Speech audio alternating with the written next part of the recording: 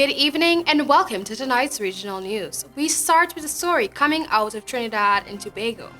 A social media standoff has emerged between Prime Minister Dr. Keith Rowley and British High Commissioner of Trinidad and Tobago Tim Stew over the Prime Minister's decision to write the British government on the contents of a documentary which Dr. Rowley contends has misrepresented Trinidad and Tobago. On Monday, Rowley criticized the documentary, stating that it misrepresented the government's treatment of Venezuelan migrants.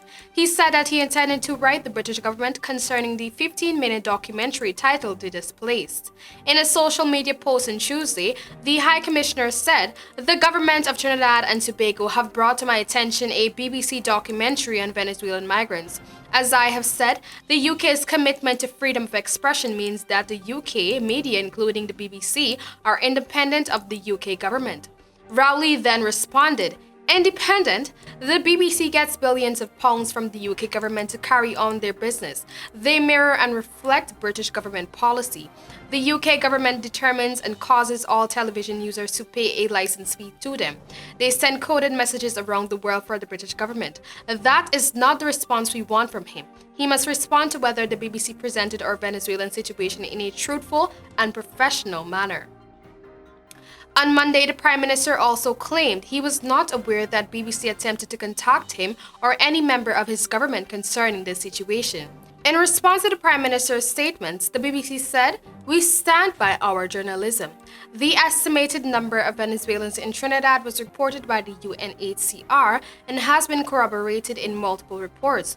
We reached out to the government multiple times for interview, both before reporting in Trinidad and while on the ground, but were declined.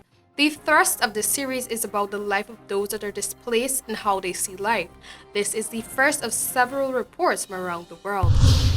And now we move on to Antigua and Barbuda. The National Office of Disaster Services, NODS, and the Antigua Meteorological Service have issued advisories on a developing system which is forecast to reach the northern Leeward Islands by Friday morning. The system, known as Tropical Depression 10, is less than 1,110 miles east of the Leeward Islands. It has maximum sustained winds of 35 miles per hour, moving west-northwest at 10 miles per hour.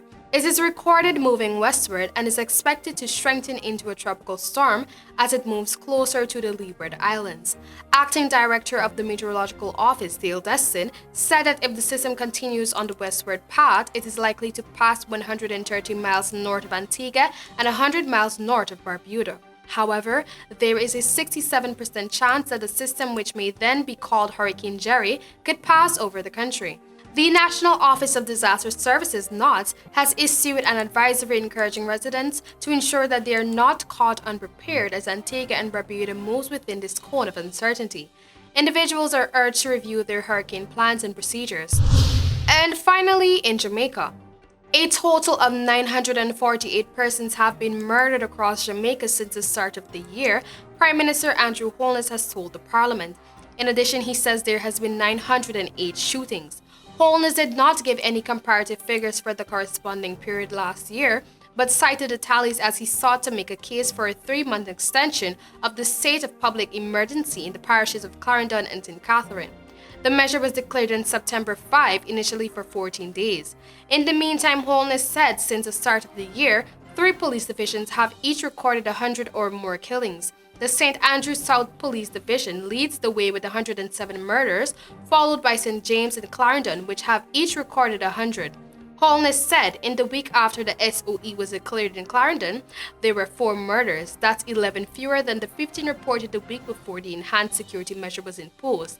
In 2018, there was 1,287 murders in Jamaica, down by almost 22% from the 1,641 murders in 2017.